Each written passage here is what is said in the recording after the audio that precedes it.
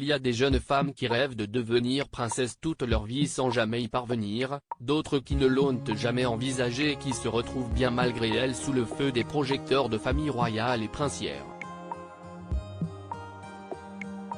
Kate Middleton et Meghan Markle sont passées par là, avec plus ou moins de facilité, mais Clotilde Courreau également.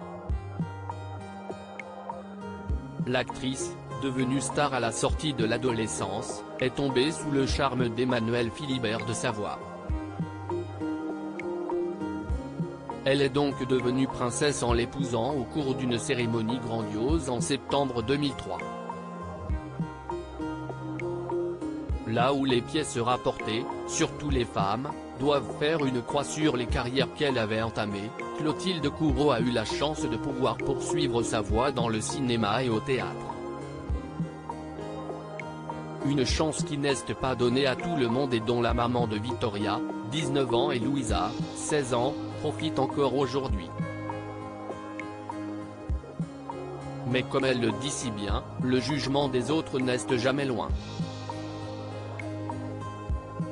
Et il pèse parfois, je me suis beaucoup consacrée à l'éducation de mes filles, rapporte-t-elle dans l'Illustré. En leur donnant comme modèle une mère qui n'abandonnait pas sa carrière et qui travaillait. La pédagogie passe par les actes, pas simplement par les mots. Donc j'ai acté le fait d'être une femme indépendante qui menait une carrière et qui y tenait.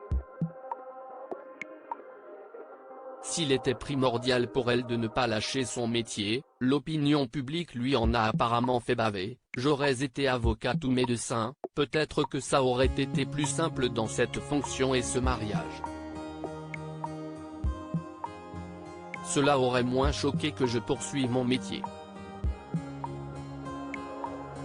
Moi, ça m'étonne qu'au XXIe siècle, le métier de comédienne, dans certaines strates traditionnalistes de la société, puisse encore être considéré comme quelque chose de léger, de pas très sérieux.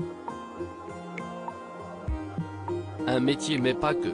Comme elle le précise dans son interview, être actrice n'est pas qu'une manière de se montrer et de se mettre en avant, contrairement à ce que beaucoup pourraient penser. Au contraire, il est surtout le moyen parfait d'accéder à la culture et d'élargir ses horizons, si est une activité de grande valeur. La culture est fondamentale. Elle permet d'accéder au texte, elle forme et élève l'esprit. Il n'y a pas qu'une finalité pécuniaire dans mon métier. Sa force et sa résistance aux critiques, Clotilde Courreau la doit à son caractère. J'ai eu la chance d'avoir ma force de caractère, l'éducation qu'on m'avait donnée, de croire en moi et de ne pas céder. Ce qu'elle a sans nul doute déjà transmis à ses deux filles.